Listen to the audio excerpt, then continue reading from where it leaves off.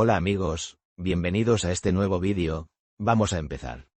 Créeme, el 90% de las personas no conocen esta verdad.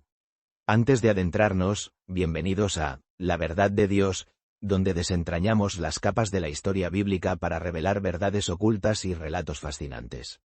Suscríbete y comencemos con: ¿alguna vez te has preguntado cómo se formó el canon bíblico? ¿Quién decidió qué libros terminarían siendo la base de la fe para miles de millones de personas? ¿Y por qué algunos textos fueron aceptados mientras que otros quedaron fuera o incluso fueron tachados de heréticos? Hoy vamos a sumergirnos en la historia fascinante, y a veces polémica, de cómo se compiló la Biblia y qué significa para nosotros en la actualidad. Cuando hablamos del canon, nos referimos a esa colección de libros considerados imprescindibles para la fe y la doctrina, algo así como una biblioteca cuidadosamente seleccionada de inspiración divina. Son los textos a los que millones recurren en busca de guía, sabiduría y entendimiento de la voluntad de Dios. Y, en términos generales, ese canon se divide en dos grandes bloques: el Antiguo Testamento y el Nuevo Testamento. El primero narra el pacto entre Dios y el pueblo de Israel, con relatos de la creación, la ley, la poesía y la profecía. El segundo gira en torno a la vida y las enseñanzas de Jesucristo, además de cartas apostólicas y la promesa de un nuevo pacto. Sin embargo, el proceso para decidir qué libros formarían la Biblia no fue nada sencillo. No ocurrió que un día descendiera una Biblia ya encuadernada desde el cielo con la aprobación divina. La formación del canon se vio afectada por siglos de debates, contextos históricos cambiantes, conflictos políticos y discernimiento espiritual. Lo que finalmente se incluyó o excluyó acabó moldeando no solo la teología y la historia, sino también la forma en que interpretamos a Dios en nuestros días. Es por ello que resulta tan interesante descubrir cómo se armó el texto que millones consideran sagrado. La Biblia no se escribió en una sola época ni con una estructura predeterminada. Fue el producto de tradiciones orales, testimonios sagrados y experiencias divinas que se extendieron por siglos.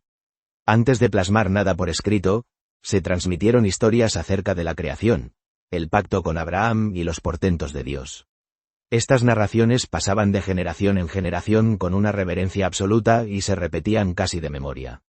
Con el paso del tiempo, sobre todo en circunstancias difíciles, como el exilio, se vio la necesidad de preservar esos relatos por escrito. Así fue como la Torá, o los primeros 5 libros de la Biblia, tomó forma, tradicionalmente atribuidos a Moisés. Muchos siglos después, entre el 300 y el 200 a.C., se produjo un momento clave: la elaboración de la Septuaginta, la traducción al griego de las escrituras hebreas. Se llevó a cabo en Alejandría, Egipto, principalmente para la diáspora judía que ya no dominaba el hebreo.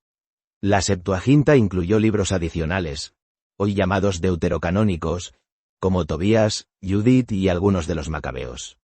Estos textos fueron estimados por numerosos judíos de habla griega y, posteriormente, también por los primeros cristianos. Saltar al Nuevo Testamento es adentrarnos en otra historia igual de compleja. Al principio, las comunidades cristianas contaban con diversos escritos, evangelios, cartas y visiones apocalípticas, pero no existía una autoridad central que definiera lo que cada iglesia debía considerar legítimo.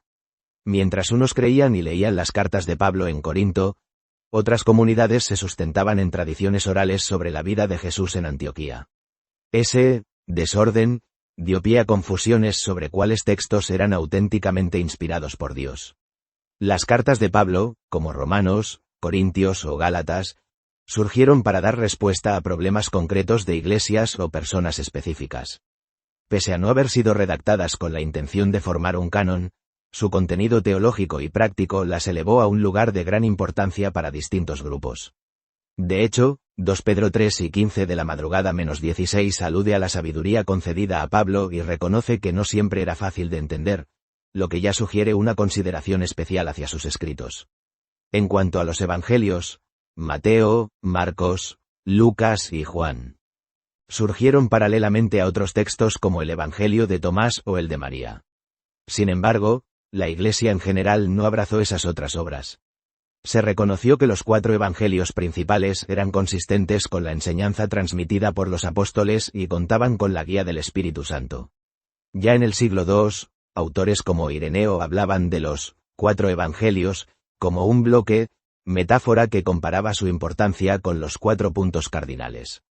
Por supuesto, no todos los libros quedaron exentos de polémica. El Apocalipsis, o libro de la Revelación, generó discusiones por sus imágenes impactantes y su tono profético, mientras que Hebreos suscitó dudas sobre su autoría. Fue un proceso largo y lleno de matices llegar al listado oficial del Nuevo Testamento. A diferencia de lo que muchos creen, no hubo un gran congreso donde se votara todo de golpe. El Concilio de Nicea, en el año 325, por ejemplo, se centró en la herejía arriana y la naturaleza divina de Jesús, pero no definió definitivamente el canon, aunque sí asentó bases doctrinales que más tarde influyeron en decisiones canónicas. Los primeros pasos decisivos hacia un reconocimiento amplio de los libros bíblicos se dieron en concilios posteriores y más reducidos. En el norte de África, el Concilio de Hipona, 393, acordó una lista de escritos sagrados que consideraban inspirados por Dios. Luego, el Concilio de Cartago, 397, reforzó esos mismos 27 libros del Nuevo Testamento, diseñados para ser leídos y enseñados en las iglesias. Pese a ello, el debate canónico siguió vivo durante siglos, especialmente en la Iglesia Ortodoxa Oriental, que conserva hasta hoy un canon del Antiguo Testamento algo distinto. En el año 367, Atanasio redactó una carta de Pascua en la que por primera vez aparece el listado de los 27 libros del Nuevo Testamento tal como los conocemos. Esta declaración marcó un hito. Nadie puede añadir ni eliminar nada de estos escritos, fue la postura de Atanasio.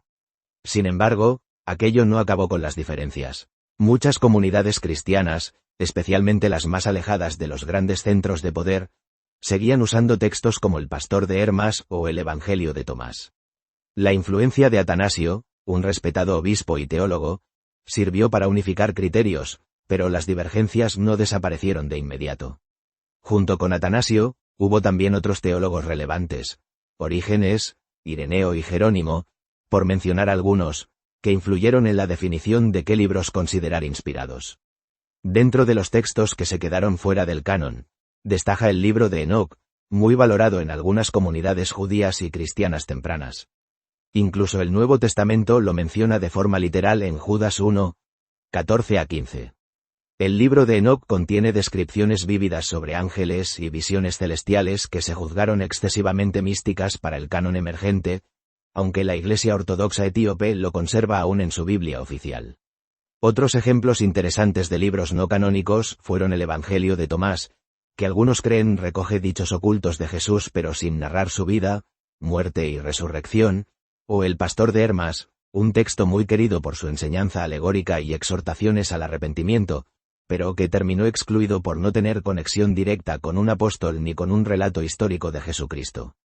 Estas discrepancias muestran que la elección de la Iglesia fue tanto teológica como histórica, sopesando la veracidad, la autoría y la coherencia doctrinal.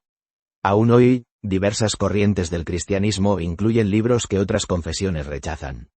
La Iglesia Ortodoxa etíope da cabida al libro de Enoc y Jubileos, mientras que católicos y ortodoxos incorporan en el Antiguo Testamento los libros deuterocanónicos, como Tobías, Judith y Sabiduría, a los que los protestantes suelen llamar apócrifos.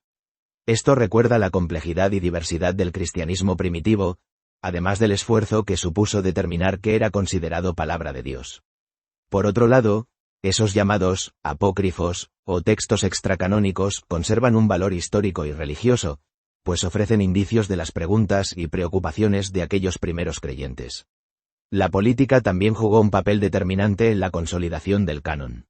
Después de perseguir a los cristianos, el Imperio Romano cambió de postura bajo el emperador Constantino, quien promulgó el Edicto de Milán en 313. Con ello, descubrió el potencial unificador del cristianismo en un imperio tan vasto, pero para lograrlo había que incorporar ciertos elementos culturales romanos. De ahí surgió la intensa participación de la Iglesia Católica Romana en la selección de los libros canónicos, eliminando algunos escritos que enfatizaban la libertad espiritual y personal, vistos como potencial amenaza contra la autoridad eclesiástica centralizada. En este mismo sentido, la influencia de Roma se percibe en la adopción de imágenes e íconos cristianos que, hasta cierto punto, chocan con la advertencia bíblica. No te harás imagen, según Éxodo 20, 4-5. La tradición romana, donde abundaba el culto a ídolos, al mezclarse con el cristianismo, facilitó la aceptación de representaciones visuales de Jesús, María y los santos, suavizando el salto cultural para los romanos conversos. Con el tiempo, esas imágenes se convirtieron en parte esencial del culto y la devoción en buena parte del mundo cristiano. Un caso posterior que ilustra el poder de las circunstancias políticas y culturales sobre la Biblia fue la popularidad de la versión del rey Jacobo, King James Version, KJV, de 1611. Si bien nació con el propósito declarado de ofrecer una traducción fiel, también constituyó un instrumento de cohesión para la monarquía inglesa. Se distribuyó ampliamente gracias al apoyo estatal, influyendo en el arte, la literatura y la percepción de los personajes bíblicos. Por motivos culturales, los pintores y escultores europeos retrataban a Jesús, María e incluso a Moisés con rasgos caucásicos, marcando la imaginación del público durante siglos. Mientras el Imperio Británico se expandía, estas imágenes y la versión KJV difundían un cristianismo con tintes europeos, lo que contribuyó a la creencia, hoy evidente que es equívoca, de un Jesús blanco, desconectado de sus raíces semíticas en Oriente Próximo y África. Este ejemplo muestra cómo las agendas políticas, culturales e incluso estéticas pueden distorsionar la presentación y comprensión de los textos sagrados. Con todo, la Biblia, aun con el paso de los siglos, mantiene su valía espiritual. Fue escrita en contextos muy diversos, pero el mensaje que transmite sobre la relación del ser humano con su Creador sigue siendo el pilar fundamental para las iglesias de todo el mundo. El viaje del canon bíblico es realmente extraordinario. Abarca tradiciones orales antiquísimas, la formación sistemática de escritos, la selección paulatina en concilios y las influencias de poderosos imperios. Es una combinación de fe, historia y política que intriga tanto a fieles como a estudiosos. Y aunque la conformación del canon pasó por manos humanas, el contenido que proclama es atemporal. Orienta hacia el corazón de Dios, contiene sabiduría para todas las generaciones y nos invita a una relación genuina con el Creador. Reflexionar sobre esta trayectoria debería enriquecer nuestra visión de la Escritura, recordándonos que la palabra de Dios trasciende la forma en que se nos ha presentado a lo largo de los siglos. Aún quedan preguntas abiertas y descubrimientos por hacer, ya que la historia de la Biblia se construye día a día en la vida de sus lectores. Te animo a seguir indagando, a plantearte preguntas y a compartir lo que aprendas con otros. Muchas gracias por llegar hasta aquí. Si este tema te resulta apasionante, te invitamos a suscribirte a nuestro canal, donde exploramos la profundidad y las historias que se esconden detrás de las páginas bíblicas. Tu apoyo nos motiva a continuar desentrañando estos relatos y a seguir llevándote contenido que ilumine y despierte tu curiosidad. Hasta la próxima.